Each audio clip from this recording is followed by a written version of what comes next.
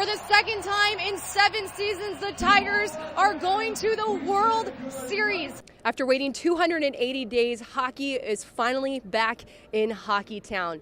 The Joe Louis Arena was packed tonight with a sellout crowd, and fans could not wait to see their Red Wings play once again. Tigers are just 1 win away from reaching their second World Series in just 7 years, but they're going up against CC Sabathia tonight. So what can we expect from those Tigers hitters? They're going to have to do better in transition and especially better on the boards. Michigan State has been out-rebounding their opponents this year, about 11.5 rebounds a game. Now girls hour. Yes.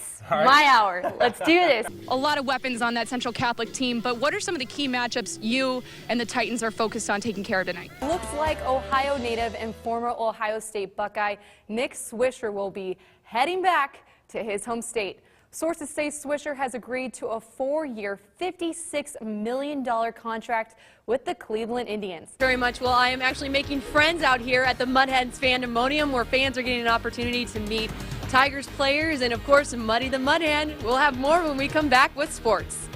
The Tigers have never lost a series where they started off 2-0. However, they did go the distance with the A's in the ALDS last week. Michigan is ranked in the top 10 in several preseason polls. But Coach John Beilein is trying to make sure his team doesn't let it get to their heads. In front of family and friends today, Holstrom announced to everyone that he knew that this was the right time to be leaving the game of hockey. This is the second time Toledo will be facing a ranked opponent in a bowl game.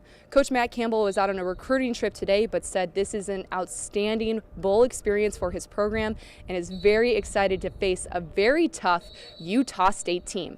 Welcome back to sports. The last time the Detroit Lions won at Lambeau Field was '91. That's when Hall of Fame running back Barry Sanders was on the team. The Lions have lost 20 consecutive games in Green Bay, and after tonight, we can now chalk it up to 21 consecutive games. Early in the game, Lions were looking good. First quarter, 4th and inches. Matt Stafford, naked bootleg run into the end zone for a 4-yard score. Detroit on the board, 7-0. Second quarter, things still looking good. Lions capitalized after forcing a Packers fumble on 2nd and 6. Stafford hits Chris Durham for a sweet catch. That's good for 27 yards. Lions later score on a 3-yard TD to lead 14-0. But from here on out, Lions found themselves in quicksand, it just seems. Stafford goes to throw, but it slips out of his hand, and Mike Daniels scoops it up and takes it home. Take it on, big fella. Packers will go on to roll with that momentum and win 27-20. Lions have now lost 5 games in a row. Let's get to the action in the second quarter. Colts up by 7, 3rd and goal for the Browns. Brandon Whedon hooks up with Greg Little. Look at those paws. Great catch. 14-yard TD. That caps a 90-yard drive. 7-6 Colts. Second half. Colts up 14-6. 1st and 10 for Cleveland. Whedon threads the needle to Josh Gordon. Flash Gordon a little tired after that. That was a 33-yard score. Browns within 1. 7:35 left in the game. Indy on the attack. Andrew Luck has no idea what's about to hit him. Boom! Sheldon Brown with the sack. Let's check out that one more time. Bring in the Thunder. Browns recover on the 50, but fail to score after that. Under 2 to play. Browns trail by just a field goal on 4th and 6. Whedon's pass is broken up. Indy takes over. Colts hold on to win. 17-13. Browns now 1-6 for the season.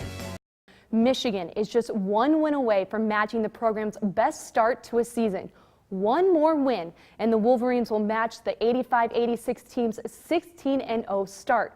However, to get their 15th win today, the Wolverines had a little bit of trouble in the beginning of the game. After starting the game down 7-0, the Wolverines rallied to take the first lead of the game. Tim Hardaway Jr. with a slick pass to Glenn Robinson III on the backdoor cut. Michigan takes the lead 17-16. Just before the half, Michigan gets some breathing room on the fast break. Trey Burke with a bounce pass to Hardaway Jr. for the jam. Hardaway finished with 19 points. Wolverines rolling with that momentum in the second half. Nick Stauska seizes the open lane and beats his defender to the rack. Few minutes later, Wolverines in transition. Burke with the alley-oop to Robinson III. Y'all better hide your kids, hide your wives, because they're dunking up on everyone in here. Michigan coast past Iowa 95-67 to remain undefeated this season.